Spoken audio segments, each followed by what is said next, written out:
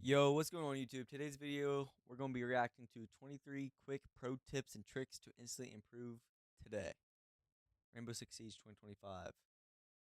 It's by a YouTuber named alyttleton.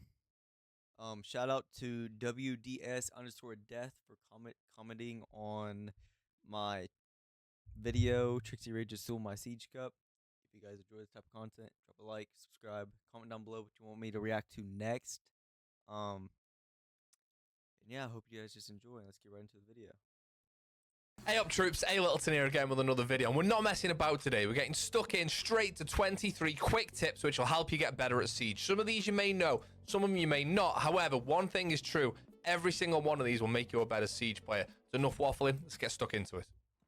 Let's get started with an absolute belter that's dead basic, but really worth knowing. Every barricade, whether it's a double door or a single door or a double window, single window, only takes 20 bullets to destroy as long as you're using an assault rifle, pistol, or a submachine gun. If you're using a shotgun or a DMR or Cali sniper, obviously it's different. So only 20 bullets.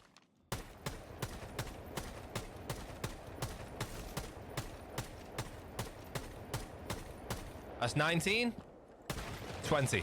This is really useful for when you want to push through a window or a barricade. You can prep it so it's only one shot when you're ready. Same with pistols, 20 shots again.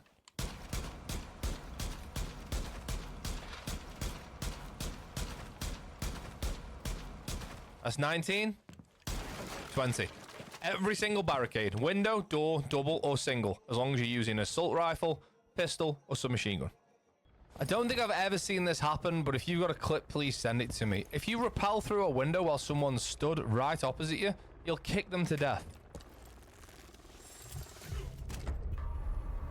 Good night. Friendly mission successful.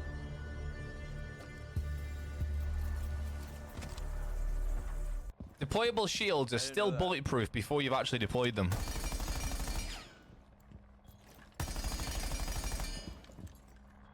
Mini Monty on defense. There are quite a few places where Maestro can place cams in the corner of rooms over hatches and then shoot out the hatch, which will stop people from being able to melee the camera to smash it. There are very few operators in this game that can counter their own direct counter. Maestro is one of these. Obviously, he can destroy the clutch drones, and you get a little buffer of time once the hack has started to destroy the clutch drone, and it'll cancel the hack. We're getting hacked, destroy the drone, hack cancelled. We get to keep the Maestro cam. Not many operators out there can counter their own main counters. An ADS can capture unlimited objects. However, it has a 10-second cooldown timer after it's caught one, although there is such a thing as Jaeger tricking. So once the ADS has caught its first object, pick it up, put it back down, and it'll reset the cooldown timer.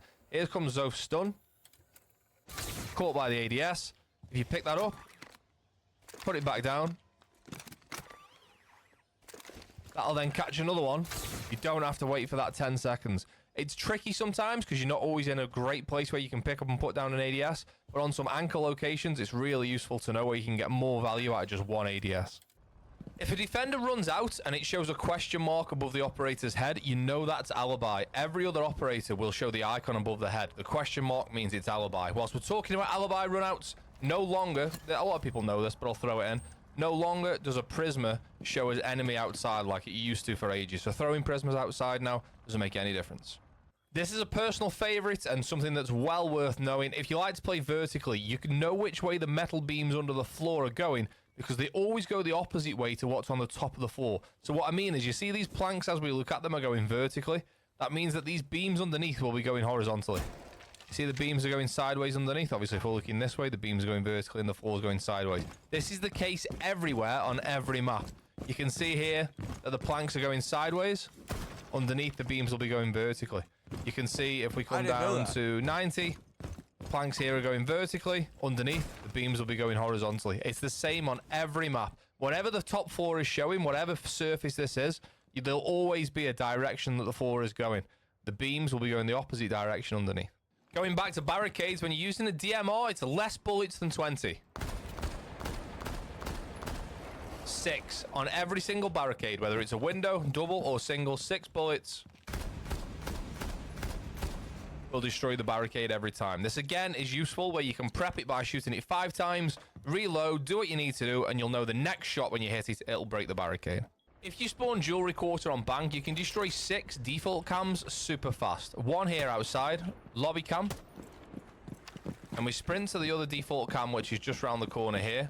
You'd expect someone who spawns on this side of the map to destroy this camera, really, but you can get it, obviously. Then you can get the top square cam. Just come right underneath this window and shoot up at quite an angle. That's that one there. Then we've got the other default cam that's on the garage ramp.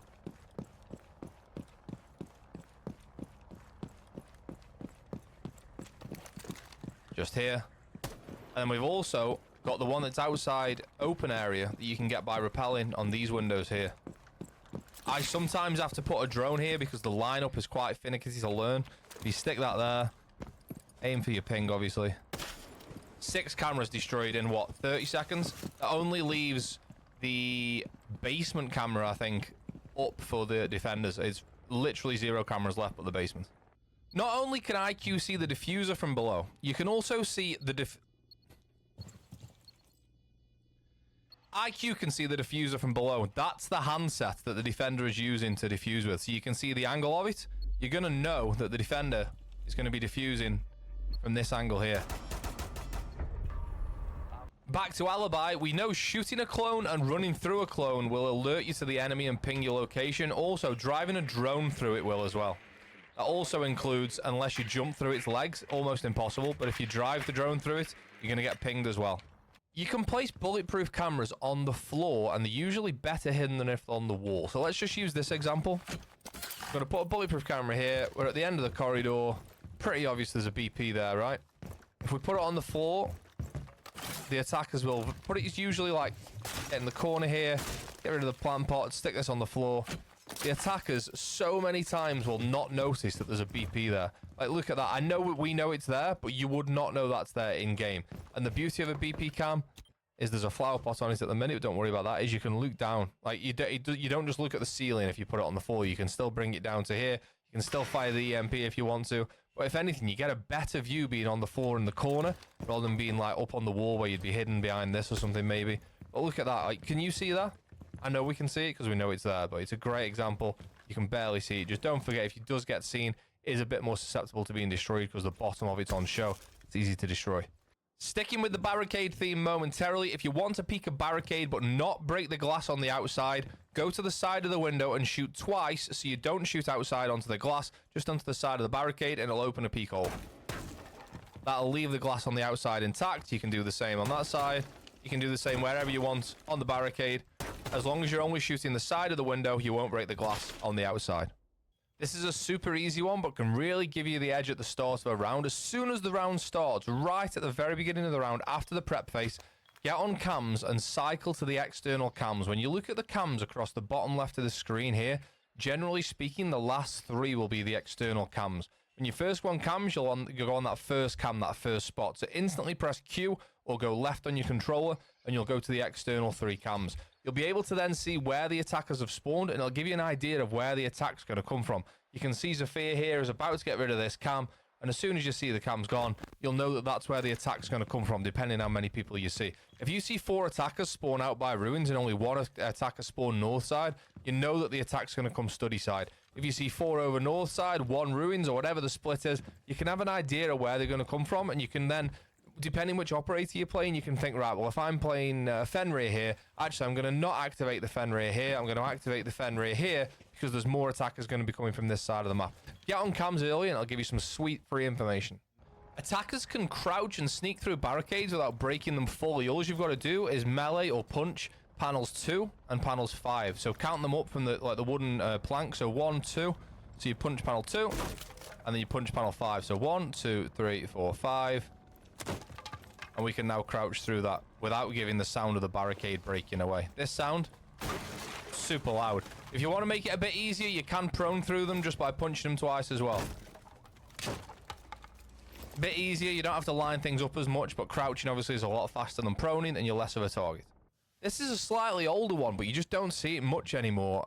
Zafir can stop the bandit tricking process. So I've got a reinforced wall here. Yes, I know you would never normally bandit trick this side of study, but I'm just going to do it to show you. If I just grab the other mouse for a second and I start putting a bandit battery on this wall, and then I'll fire Zafir's launcher, it'll completely stop bandit putting the battery down. See how the battery was taken out of my hand, and all of a sudden now I'm not doing it anymore? So if someone's trying to bandit trick where there's a drone hole next to the breach, you know, like Chalet, for example, it works really well there. Again, put the bandit battery down. And if you get stunned, it'll stop you from putting the bandit battery down. Cheers, Dove. Oh, I've missed. Claymores are activated by the 3 lasers on the front of the device. When you're playing Mozzie, if you've hacked a drone, you can actually block Claymore lasers from going off by parking your drone in front of them. Then you can walk outside and get the run out. This can also be done on attack. If you're playing attack, you can plant the diffuser, put a Claymore next to the diffuser, park your drone there to hide the lasers, then as they're diffusing, move the drone out the way. Obviously, it's a little bit more tricky on attack, and in this situation, you would just shoot the Claymore. Anywhere where you can't get the Claymore to shoot it, park your drone there, and you can walk out. Obviously, if the drone gets destroyed, the lasers reappear, and then don't walk out. Bloody hell. When you're playing Jackal and you don't know which defenders the other team have got, you can actually tell just by the shape of the footprint. You can see this one here is mute. I'm going to put a graphic on the screen now, which will show you the different operators that also have this pattern. Bear in mind, this isn't completely up to date because Scopos has a robot footprint, which isn't on one of those 4. But if you get to the point where you play Jackal enough, you can learn those different footprints or which operator is going to be where, and you can see that this one is mute, Doc, Valk, Mirror, or his army, depending on which operators are on the other team.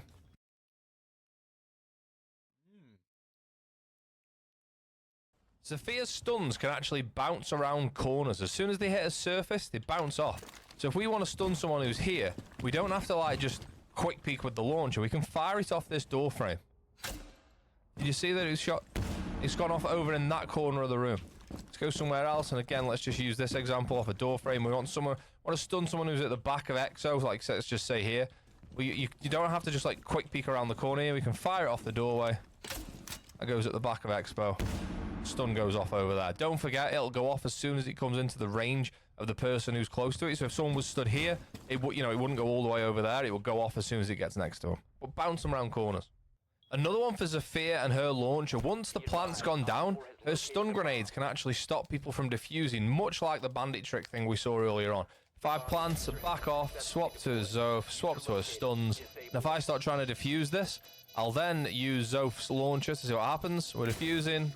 Zoph's stun launcher comes in, gets me off the defuse. So you can use this really, really well when you're trying to deny a defuse from around the corner. You don't even have to see him, you don't have to peek. You can just fire the stun, it gets them off the defuse. I've won a few rounds this way by just like literally standing outside study here. Or what, wherever. It's not actually here, but wherever it would be. And as they're trying to defuse, you fire the stun in there, gets them off the plant. And all you've got to do is get them off the plant once with enough time left, and the round's won. Another one for Jackal is the color of the footprints do mean something. Red means it's a pretty fresh footprint within 20 seconds.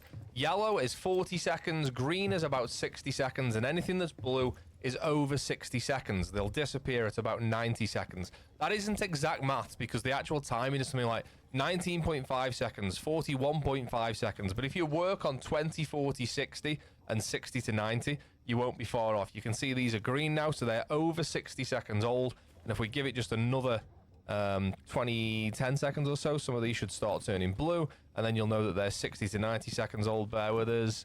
And there we go. Here come the blue ones now. It's where I just ran. So you'll see that they start turning blue. So you can see the green ones are fresher than the blue. So it goes red, yellow, green, blue. Red being the freshest prints.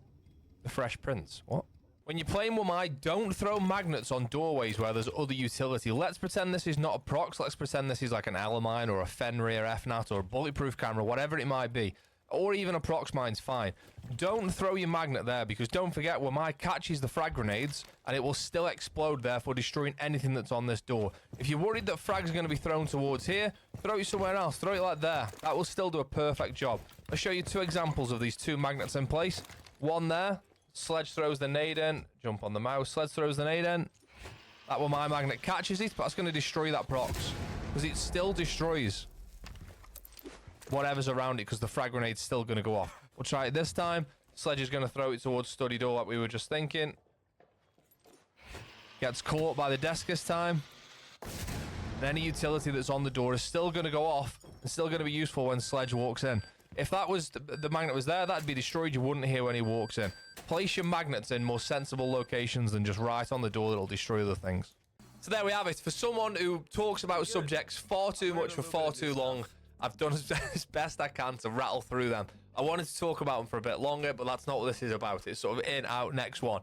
Maybe we'll make more videos. That was pretty good. I learned quite a bit of new stuff, like the RAM. Well, when you go RAM and you look at the panels on the floor, it'll be opposite. That was pretty dope.